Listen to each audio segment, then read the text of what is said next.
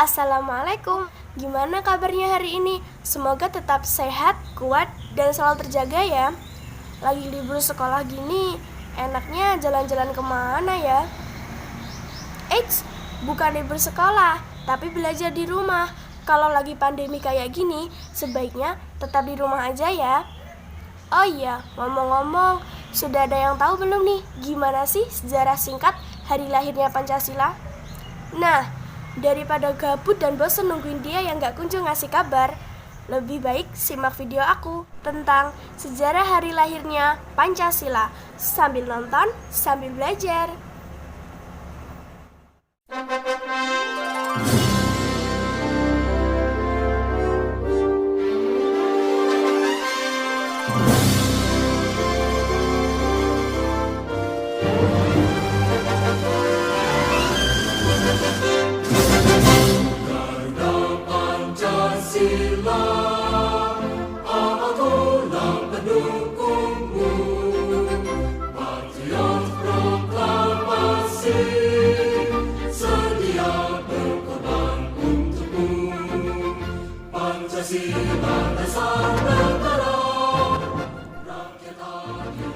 Pancasila merupakan dasar ideologi negara Indonesia.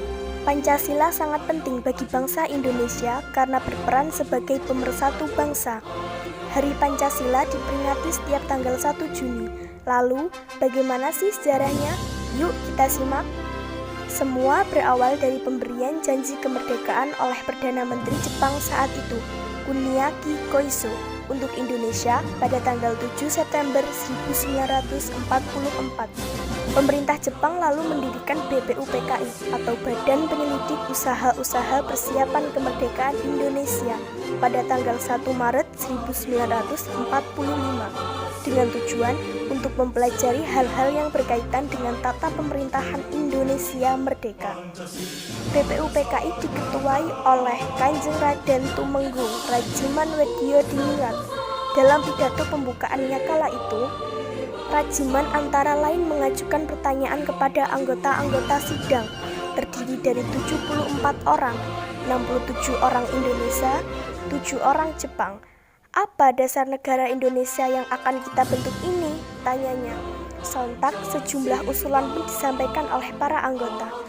Muhammad Yamin misalnya, dalam pidatonya pada tanggal 29 Mei 1945, ia merumuskan 5 dasar sebagai berikut: peri kebangsaan, peri kemanusiaan, peri ketuhanan, peri kerakyatan, dan kesejahteraan rakyat.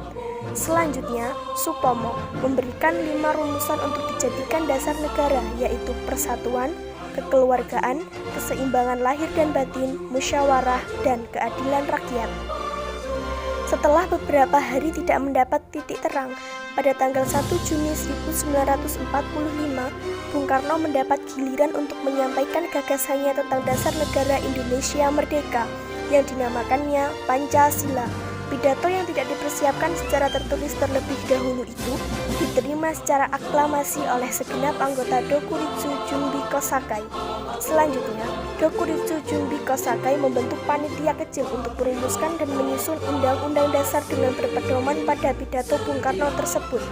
Dibentuklah panitia 9, terdiri dari Insinyur Soekarno, Muhammad Hatta, Mr. A.A. Maramis, Adi Kusno Cokro Sujoso, Abdul Kahar Muzakir, Agus Salim, Ahmad Subarjo, Wahid Hashim, dan Muhammad Yamin, yang ditugaskan untuk merumuskan kembali Pancasila sebagai dasar negara berdasar pidato yang diucapkan Bung Karno pada tanggal 1 Juni 1945 dan menjadikan dokumen tersebut sebagai teks untuk memproklamasikan kemerdekaan Indonesia.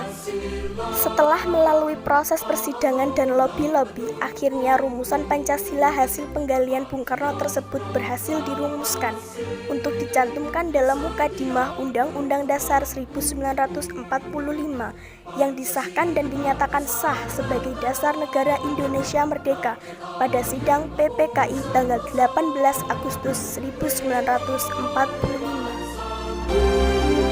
Ayo maju, ayo maju, maju, ayo maju, maju. Sekian yang bisa saya sampaikan. Kalau ada kurang lebihnya, mohon maaf ya. Terima kasih. Wassalamualaikum warahmatullahi wabarakatuh.